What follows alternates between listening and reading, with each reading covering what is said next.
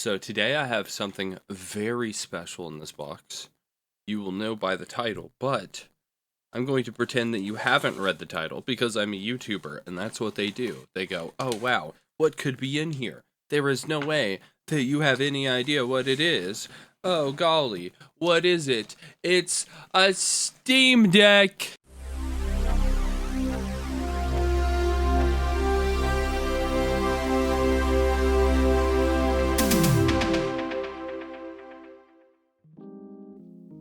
Let me move things.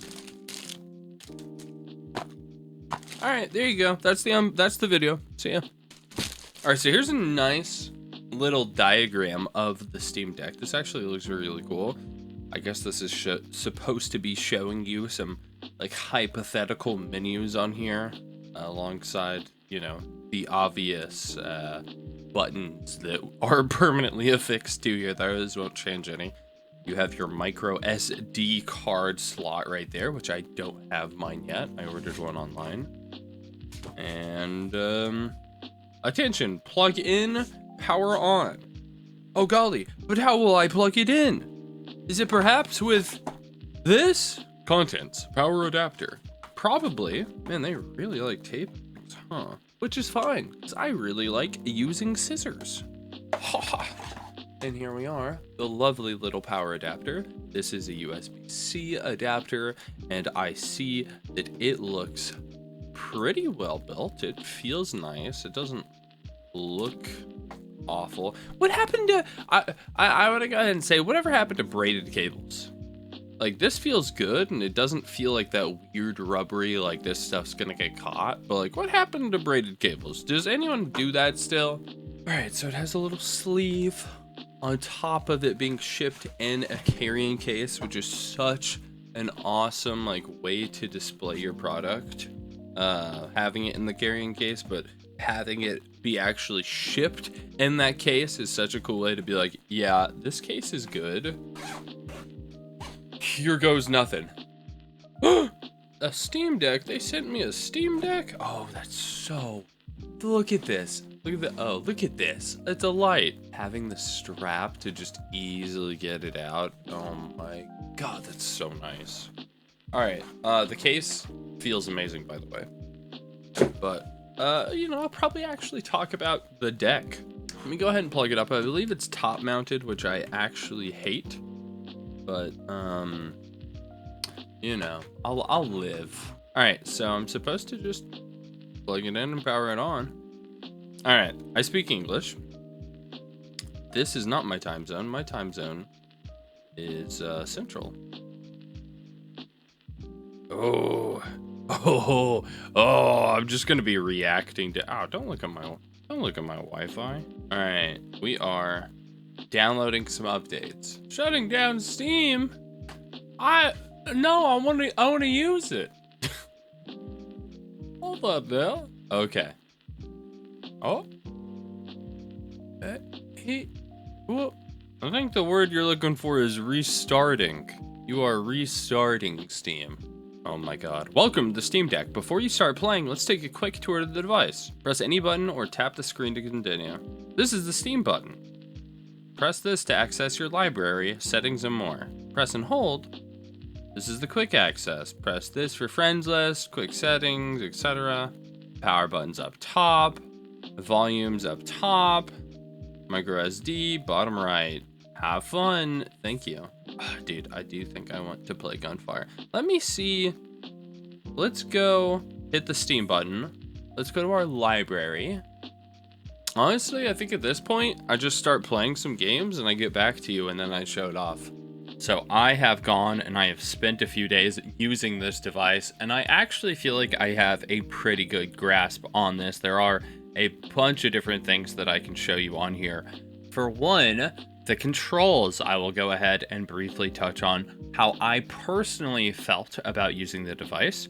The weight distribution is really nice. This thing isn't super heavy. I will say the most uncomfortable I've been using it is in this setup right here, me holding it for the camera. I will say the most disappointing thing about the controls, definitely the touchpad. I don't think they're bad, but I don't think people know how to use them yet. Control figs that I've used and different setups that people have had have not been great for using the right touchpad specifically. The left one, it's been pretty whatever. The right one, for using like a mouse, it's good, but if you want to try to use it to turn in a first-person shooter, maybe don't. Maybe just use the analog stick. Face buttons are great. I play claw primarily with controllers. Here's me holding a controller. This is how I typically play. I curl my finger across these buttons so that I can look around in a shooter and jump and reload and swap weapons, all these things. I don't have to keep, I can't turn and jump at the same time. I play claw, which just means you curve your finger like a weird little claw. I'm a freak. Got a little claw finger. and it lets me play the game pretty well. I'm going to say these back buttons are primarily what they did to try to address some of those issues. These paddles are actually, you rest on them very comfortably, and you don't feel like you have to push them while you're resting on them. Great job on the back pedals. I will say, I haven't really felt like I needed to use them though, honestly. This is probably my second, I wouldn't even say complaint, but this is the second thing that I would make note of after the trackpad. Is just like, these are cool that they're here, but I personally don't need them. Back on this side, so I have found, playing Elden Ring and some other games, I can just do this. I can curl my finger again, and I can use either my middle finger here, or I can even slide my index finger in here, and I can hit these buttons. Typically, you don't need to hit both at the same time. So generally what I have found myself doing, again, this isn't like I've been practicing my posture on this, but what I found myself doing is thumb on thumbstick, pointer finger kind of curled on here, and then middle finger can hit whatever, or index finger can come over here and hit that. Typically, you're just using these, and then if you need to, you can swap back to this stance. Or if you wanted to utilize the paddles, you put your fingers on there for the paddles, and then you just play like this. Hey, look at that, 4 paddles. Hey, look at that, 4 face buttons. But yeah, the buttons have been easy to hit. They've been great. I haven't had any issues with the hardware stuff. The start and select type buttons, been totally fine. Pushing the Steam and whatever this button is hasn't been anything that I've been doing all the time. They've been okay. They've been responsive enough. I haven't really had any complaints. D-pad is pretty good for navigating menus, and that's all I've used it for. I will definitely have to do some like tight 2D platformer testing to see how that goes. Triggers feel good. I don't have any complaints. I have tested gyro and trigger, and you can pull the trigger down a little bit to aim, and then you can set it up where you fully pull it down, like dead stop, and it activates gyro, and then you move around like to fine tune your aim. Top buttons, I don't know if you can see them very well. You got power/sleep. You have a charging dock up here, or charging port, excuse me, aux port, and your volume rockers. They're good enough. I don't have any praises to sing about them, but they're certainly not bad. I will say this fan does get audible. There's a lot of heat coming out of this. This thing does have to turn on and work sometimes. It doesn't bother me. Maybe it'll bother you. I don't know. Okay, so the hardware looks like it's set up to enable us to be able to play some games, but what can you even actually play on the Steam Deck? This is running Linux. What does that mean? What does that do? Basically, right off the bat, you can go ahead and go to what they call library filters. This lets you choose to filter your library. I know, pretty straightforward, right? So you have verified, which means that someone from Valve has gone through and said, yep, this is working. You have playable, which means, hey, maybe there are some hoops you have to jump through, but you should be able to get something going. And then you have untested, which is just, I don't know. And maybe it works. Now on this list, I have a game called Gunfire Reborn. It works very well on the Steam Deck, and the compatibility says that it's verified. Valve's testing indicates that this title is verified on Steam Deck. This game is fully functional on Steam Deck and works great with built-in controls and display. All the functionality is accessible using the default config. The game shows Steam Deck controller icons. The in-game interface text is legible on deck, and the default graphics config performs well on Steam Deck. Gunfire Reborn is a good experience on the Steam Deck. If we jump to something a little more tricky than that, we have Borderlands the pre-sequel. Borderlands 2 is also on here. I'm not going to show footage of that. That is not tested. The pre-sequel is tested, but it's only considered playable. That's because there are occasionally times where entering some text manually might be needed, and you have to invoke the on-screen keyboard.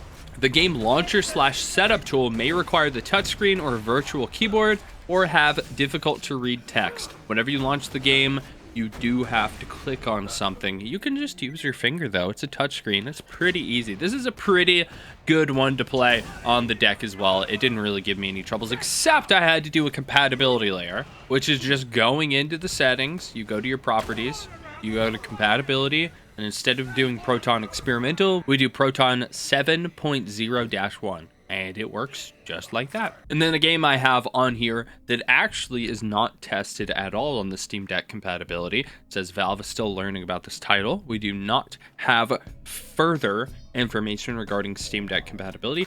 Is Deadbolt. And this game is great, but on the Steam Deck, the controls are a little stiff, and it's kind of hard to see things. Not so much that there's text that's hard to read, it's just the entire game is kind of small for some reason. So I don't know if some sort of resolution scaling would help to bump that up. Maybe there's some user tweaks that we can do to get this working, but out of the box, it launches. It's not the best time, but you could absolutely still play it. And those are the stages of games that I've encountered so far. The only one I didn't mention was unplayable, but just imagine a black screen. That's what unplayable is. I do have a more in-depth video on just playing games on here and what you can expect and what I have found that you can check out. And that'll probably be the next video out after this one. I do actually have to stop this one and finish it and upload it. So if you have anything you want to see in some of the future Steam Deck content or whatever, please let me know. And with that, I bid you adieu.